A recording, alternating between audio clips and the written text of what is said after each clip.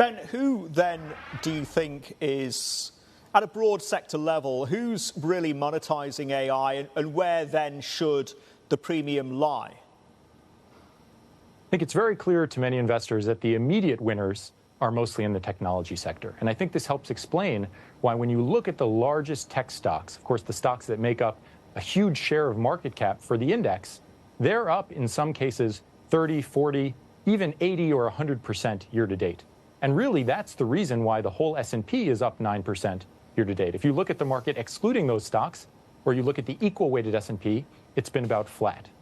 Now, the real question, I think, for investors is not who are the immediate winners, but who are the winners down the road. I think we can concede that in 1999 or 2000, during the tech bubble, it was very hard to envision, for example, Facebook or Uber changing the way we live our lives. And so ultimately, I think there are two places where I can express to you high confidence. One, the eventual winners will become public companies. And two, those public companies will eventually be added to the S&P 500. And so when I take a step back from this, it really increases my confidence in the long-term prospects for the U.S. equity market.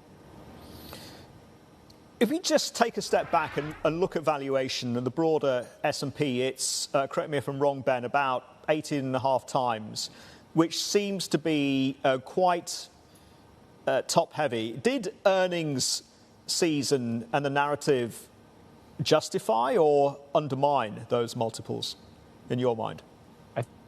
I think the data we've seen recently very clearly supports those multiples, if not fully justifies them. Now, you're right. That 18 times multiple ranks in the 85th percentile relative to history. That is very elevated, especially at a time when many investors are concerned about the risk of recession or political conflict. On the other hand, we've seen positive earnings revisions following the quarter.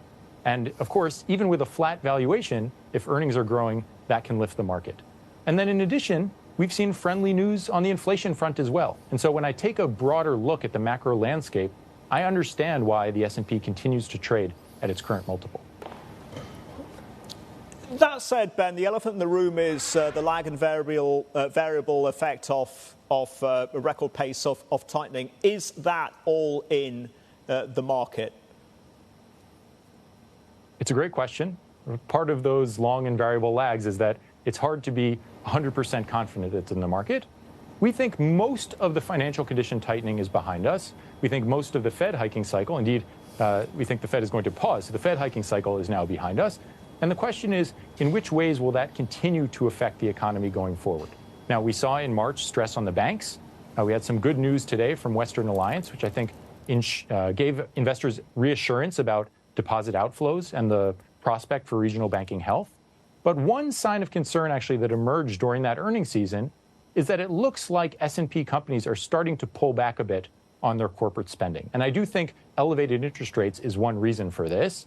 Of course, if interest rates are high, as a company, you might be a little more averse to issuing debt, and therefore you might pull back a little on your spending. And indeed, if we look at S&P 500 buybacks, they were down 20% year over year in the first quarter of this year. So that was one clear sign that perhaps we haven't seen all of the effects so far of the tightening cycle.